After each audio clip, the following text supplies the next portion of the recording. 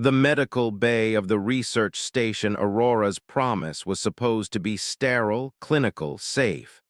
Instead, it had become a tomb. Dr. Matthias Crane knelt beside the examination table where she lay, his hands pressed against the wound in her chest, trying desperately to stop the bleeding that had already stopped on its own. Because her heart had stopped beating.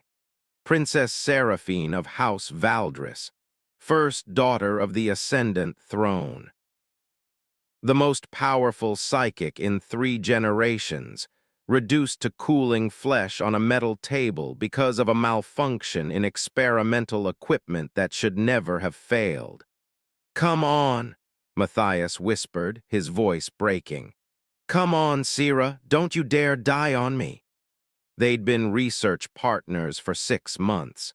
She'd chosen him specifically, a human xenobiologist with radical theories about cross-species genetic compatibility. Together, they'd been studying the potential for human Valdrian hybrid vigor, ways to strengthen both species through careful genetic integration. The Valdrians were a dying race. Powerful, psychic, nearly immortal, but with a birth rate so low they faced extinction within 2 centuries. Seraphine had seen human adaptability, human resilience, human fertility, and wondered if the answer to her people's survival lay in partnership with this younger, vigorous species. Now she was dead, and all those possibilities had died with her. Matthias looked at his hands, covered in her blood, so similar to human blood but with an iridescent quality that caught the light like oil on water. Valdrian blood, royal blood, blood that carried the genetic markers of a psychic lineage stretching back millennia. Blood that was now on his hands, soaking into his skin. An insane idea struck him. Their research had suggested compatibility. Theoretical compatibility, proven only in laboratory conditions with isolated cell cultures. They discovered that human blood could, under specific circumstances, carry Valdrian genetic information, that the 2 species were far more similar at the cellular level than anyone had suspected. But theory was one thing. Practice was another entirely. Matthias grabbed a surgical kit, his hands shaking. He had maybe 10 minutes before cellular death became irreversible. 10 minutes to attempt something that had never been done, that violated every ethical guideline, that would probably fail and definitely end his career if anyone found out. 10 minutes to save the woman who'd become far more than just a research partner. He made an incision in his own palm, deep enough that blood welled up immediately. Then, with his other hand, he found the wound in Seraphine's chest, a puncture from the equipment failure that had pierced her heart. "Forgive me," he whispered. "If this doesn't work, forgive me for trying. If it does work, forgive me for what I'm about to turn you into." He pressed his bleeding palm directly over her wound, letting his blood flow into hers. Human blood into Valdrian flesh, mixing, mingling, carrying with it his genetic code, his cellular structure, his living essence. For a long moment, nothing happened. Then Seraphine's body convulsed. Matthias jerked back, startled. Her back arched off the table, her mouth opening in a silent scream. Her skin, normally a pale lavender, began to flush with color, not just lavender, but shades of pink and brown as human melanin somehow activated in Valdrian cells. The wound in her chest began to close, not healing naturally, but knitting together as if time were reversing. Flesh reforming, skin sealing, the puncture simply ceasing to exist. Seraphine's eyes snapped open, but they weren't her eyes anymore. The irises, once a solid silver, now swirled with multiple colors, silver and brown and gold, shifting like storm clouds. Energy crackled around her, visible to the naked eye, something that should have been impossible. Valdrian's psychic powers were invisible, felt rather than seen. Matthias! Her voice was rough, confused. What? What happened? You died, he said, his own voice shaking. The equipment failed. It pierced your heart. You were dead for nearly 3 minutes. I did something. Something insane. Seraphine sat up, moving with a fluidity that seemed wrong, too fast, too graceful. She looked at her hands, watching energy dance between her fingers. I feel different, wrong like I'm more and less, and neither. What did you do? I gave you my blood, let it mix with yours. Theoretically, I thought it might restart your cellular processes. Practically, I had no idea if it would work or turn you into something unrecognizable. Your blood. Seraphine's eyes widened as understanding dawned. Human blood, human genetic code, you made me a hybrid. I saved your life, Matthias protested. You were dead, gone, I couldn't just... The equipment around them began to shake, lights flickered, the very air seemed to vibrate with power. Sira, you need to calm down, Matthias said carefully. I am calm, she shouted, and the windows cracked, spider web patterns spreading across reinforced glass. She stared at the damage, horrified. I barely thought about it, just a flicker of emotion, and... She looked at her hands again. What am I? Matthias pulled up her medical readings on the diagnostic screen. What he saw made his breath catch. Your cellular structure has completely reorganized. You're approximately 60% Valdrian, 40% human now. Your psychic centers have evolved, expanded. Your neural pathways show activity patterns I've never seen. He looked at her, awed and terrified. Sira, I think the human genetic material didn't just restart your system. It fundamentally altered you. Altered how? Your powers, they're amplified, magnified beyond normal Valdrian capacity. He pointed to the readings. And you've gained something Valdrians don't have, physical enhancement. Your reflexes, strength, healing, all showing human-level adaptability, but with Valdrian efficiency. Seraphine stood, testing her balance. She moved to the broken window, touched the cracks with one finger. The glass rippled like water, the fractures smoothing out, repairing themselves. I can manipulate matter, she whispered. Not just sense energy or move objects mentally. I can actually alter molecular structures with a thought. She turned to Matthias, her swirling eyes bright with wonder and fear. This is impossible. It's what we theorized, what we hoped to achieve through controlled genetic integration over generations. But compressed into a single moment of desperate necessity. Matthias ran his hand through his hair. Sira, you're the first successful human Valdrian hybrid ever, and you didn't come about through careful scientific process. You came about through me bleeding into your corpse like some kind of medieval blood ritual. Despite everything, Seraphine laughed, a slightly hysterical sound. My mother is going to kill you. If the council doesn't execute you first for genetic contamination of the royal bloodline. Probably, Matthias agreed, but you're alive to watch them do it.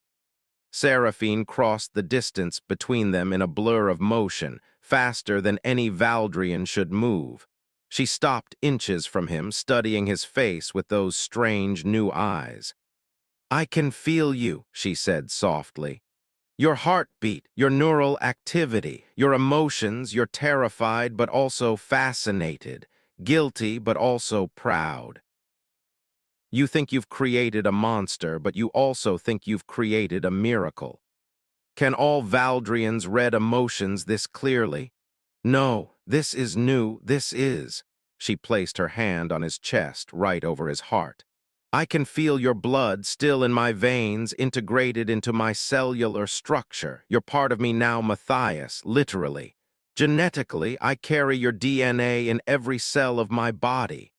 The intimacy of that statement hung between them. I'm sorry, Matthias said quietly. I didn't ask permission, didn't give you a choice. I couldn't let you die. I was dead, choice wasn't a factor. Seraphine's hand remained on his chest. But now I'm alive, changed, powerful in ways I don't understand, and bound to you in ways that go beyond partnership or friendship. Her eyes met his. What does this make us? Before Matthias could answer, alarms screamed throughout the station. Security breach, the computer announced. Armed intruders detected. All personnel initiate lockdown protocols. Perfect timing, Matthias muttered, moving to the security console. The display showed 6 figures in combat armor moving through the station with military precision. Raiders, probably after our research data. Or after me, Seraphine said grimly. House Valdris has enemies who would love to capture or kill the heir. A research station this remote with minimal security. She clenched her fists, and the air around her crackled with energy. They thought I'd be vulnerable here. You were dead 5 minutes ago. Yes, but now I'm very much alive and very angry. Seraphine's eyes blazed with power. These raiders hurt my research partner, interrupted my resurrection, and they're threatening work that could save my entire species. She moved toward the door. Time to test these new abilities. Sierra, wait, you don't know what you're fully capable of. You could lose control, hurt yourself. She turned, her expression fierce. Then stay close. Your blood is in me. Maybe your presence will help me maintain stability. They found the raiders in the central laboratory, systematically destroying equipment and data cores. The leader, a massive Krausen mercenary, turned when they entered. Princess Seraphine, he rumbled. How unfortunate. We were told you died in an accident. Clearly our intelligence was faulty. It was accurate, Seraphine replied. I did die, then I got better, now leave my station, immediately. The Krausen laughed. 6 armed professionals against 1 pampered princess and her pet scientist. I don't think so. Then allow me to educate you on exactly how wrong you are. What happened next would be analyzed, debated, and studied for years to come. Seraphine moved, and the world bent around her.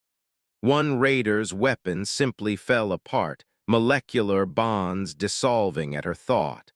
Another found himself frozen in place, every muscle locked by psychic force far beyond normal Valdrian capability.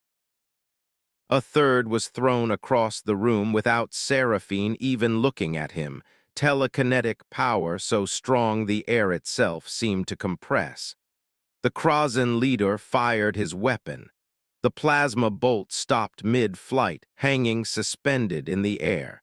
Seraphine gestured, and it reversed course, slamming into the wall beside him, a warning shot. I said leave, she repeated, her voice resonating with power. I won't ask again. But one raider had circled behind her, his weapon aimed at Matthias. Seraphine spun, but even her enhanced speed wasn't fast enough. The plasma bolt left the barrel and stopped. Matthias stood with his hand raised, his eyes wide with shock. Around him, energy crackled, faint, barely visible, but unmistakably psychic energy. That's impossible, the raider whispered. Humans don't have psychic abilities. But Matthias wasn't fully human anymore. Just as Seraphine carried his genetic code, he carried trace amounts of hers, absorbed through their blood contact, activated by the proximity to her awakened powers. The connection worked both ways. Seraphine felt it too. a bond forming, solidifying, not just genetic but psychic. Their minds touching, their powers resonating with each other. Together, they turned to face the raiders, and the combined force of their will was overwhelming. The intruders fled, leaving their weapons behind, wanting only to escape the station and the impossible beings within it. When silence returned, Matthias and Seraphine stood in the wreckage of the laboratory, both breathing hard, both glowing faintly with residual energy. "Did I just manifest psychic abilities?" Matthias asked. "Did I just amplify your latent human potential through our blood connection?" Seraphine countered. They looked at each other and laughed, exhausted, amazed, slightly delirious. "This is going to complicate our research," Matthias observed. "Our research just became us," Seraphine replied. "Living proof that human Valdrian integration isn't just possible, it's transformative, revolutionary, potentially the salvation of both our species, and highly illegal under current Valdrian law." "Yes, well," Seraphine's smile was radiant despite her exhaustion. "My mother always said I was too rebellious for my own good. Wait until she finds out I died, came back as a hybrid, and gained powers that might make me the most formidable psychic in Valdrian history. She'll execute me. Probably." Seraphine took his hand, her touch sending sparks of energy dancing across their skin. "But I'll protect you, the way you protected me by refusing to let me stay dead." Matthias looked at their joined hands, at the visible manifestation of their connection. "What are we, Sira, really?" "Something new," she said simply. "Something that's never existed before. Human and Valdrian, separate and unified, two people bound by blood, by choice, by powers neither of us fully understand yet. That's not very scientific. Then here's the scientific version. You gave me your blood. It brought me back to life. In doing so, it awakened powers that transcend both our species. Now we're connected in ways that will take years to fully understand." She stepped closer. "But here's the truth that matters more. You saved me. Risked everything for me, and now we face the consequences together." "Together," Matthias agreed. His blood had brought her back to life. Her powers had awakened, and awakened something in him as well. They were no longer simply human and Valdrian. They were something unprecedented, powerful, and bound by a connection that went deeper than genetics or science. They were proof that sometimes the most revolutionary discoveries come not from careful planning, but from desperate acts of love.